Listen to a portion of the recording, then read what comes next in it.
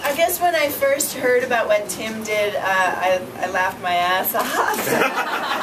and then I was, you know, my first reaction to it was that it was hilarious, and then my second reaction was that I was kind of amazed. And I found that everyone that I've told about, who remarkably, there's still a lot of people who don't know about this case, and even people who are quite active and engaged, and they seem to go through the same sort of process. And my second reaction, after like thinking it was the funniest thing I'd ever heard, was that I was sort of amazed that I didn't know about the illegal auction, you know, this shady situation that Bush was trying to pull off, and amazed at how beautifully simple and yet complex his action was on so many levels.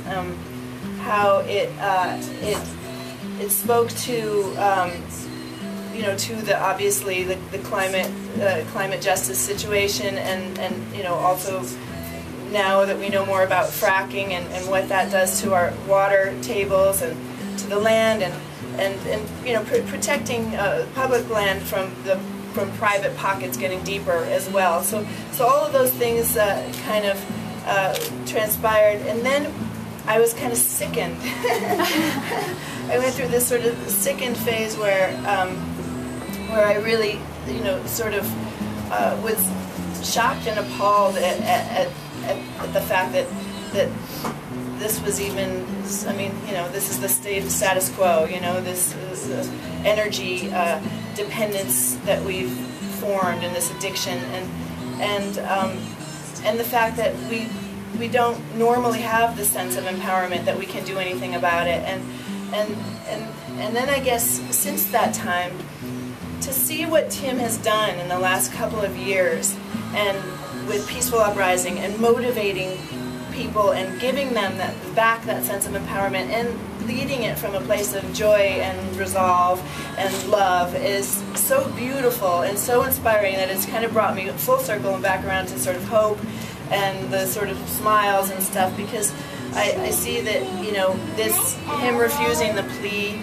has really put a challenge to all of us to defend our right to peaceful protest and civil disobedience, and brought it to the forefront. And we are, as you said, in this, you know, sort of historic moment. I even, you know, I think that it really is a historic moment in terms of us realizing that we have to own that power.